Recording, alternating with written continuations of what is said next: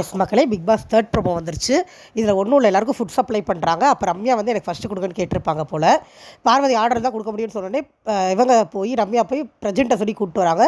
பிரஜெண்ட் வந்து அவங்களுக்கு உடம்பு சரியில்லை, முதல்ல கொடுக்கலாம்ல அப்படின்னு சொன்ன உடனே எஃப்ஜே வந்து ரம்யா நேராக பேசி இப்படி பின்னாடி போய் ஆள்லாம் கூட்டிகிட்டு வராதுன்னு திட்டும் போது இவர் மட்டும் எல்லாமே பேசலாமான்னு ரம்யா கத்திட்டே போகிறாங்க.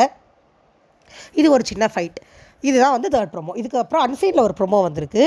சுபியோட ஐடி கார்டை காணும் அப்படின்ட்டு. ஆக்சுவலாக அது இப்போயே ஆரம்பிச்சிருச்சு லைவில். ஐடி கார்டை காணும், யாரோ எடுத்து வச்சிட்டாங்க. இதில் ப்ரெசென்ட் பேசுறதுல எனக்கு என்ன லாஜிக் இருக்குன்னே புரியல. சுபி வந்து லீவ் லெட்டர் கொடுத்து 10 நிமிஷம் டைம் கேட்டுட்டு தான் போயிருக்காங்க கிளாஸுக்கு வராமல். பிரின்ஸிபல் தான் வந்து இங்கிலீஷ் டீச்சர்கிட்ட சொல்லியிருக்காரு, அவங்க 10 நிமிஷம் கழித்து வரட்டும் அப்படின்னு வாயால் சொல்லியிருக்காரு. 10 நிமிஷம் கழித்து கிளாஸுக்கு வரும்போது ஐடி கார்டு கேட்டால் கொடுக்க மாட்டேங்கிறாரு. அப்படி தான் கொடுக்க மாட்டேங்கிறாரு. மக்களே, நான் சொல்கிறேன், நீங்கள் நம்பினா நமக்கு நம்பாட்டி போங்க. பிரஜெண்ட் சைலண்ட்டாக வன்மத்தை தான் கொட்டிகிட்டு இருக்காரு. அவருக்கு வன்மத்தை கொட்டுறது தவிர வேறு எதுவுமே பண்ண தரல.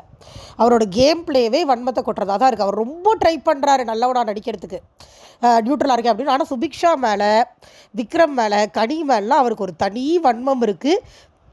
அதை கிடைச்ச கேப்லலாம் கொட்டுறாரு. சபரியும் கிடைச்ச கேப்லலாம் இவங்க மேலே அவர் வன்மத்தை கூட்டிகிட்டே இருக்கார். சைலண்ட்டாக பண்ணுறதுனால எந்த ரிவ்யூவர்ஸ் கூட அதை நான் நோட் பண்ணலன்னு நினைக்கிறேன். என் காதில் மட்டும் விழுது தொலைது, என்ன பண்ணுறதுன்னு தெரியல.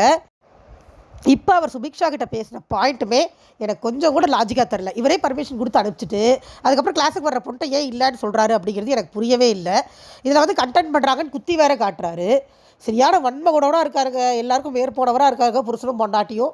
ஒன்றும் சொல்கிறதுக்கு இல்லை. அது அன்சீன் ப்ரோமோவில் கடைசியில் சபரி வந்து அவங்களோட ஐடி கார்டை தேடி கொடுத்து சபரி அவங்க விக்ரம்லாம் கட்டி பிடிச்சிக்கிற மாதிரி ஒரு ஃப்ரேம் இருந்தது. அது நல்லா இருந்தது. லைவ் போயிட்டுருக்கு. வாழைப்பழ பிரச்சனை காலையிலே முடிஞ்சிருச்சான். அதை நான் பார்க்கல லைவில். அது சுமூகமாக போயிடுச்சு போல் இருக்குது. வேறு எந்த சண்டையும் வந்த மாதிரி தெரில. வந்தோடனே நான் ஒரு வீடியோவோட வரேன். சப்போர்ட் பண்ணுங்கள். Thank you so much.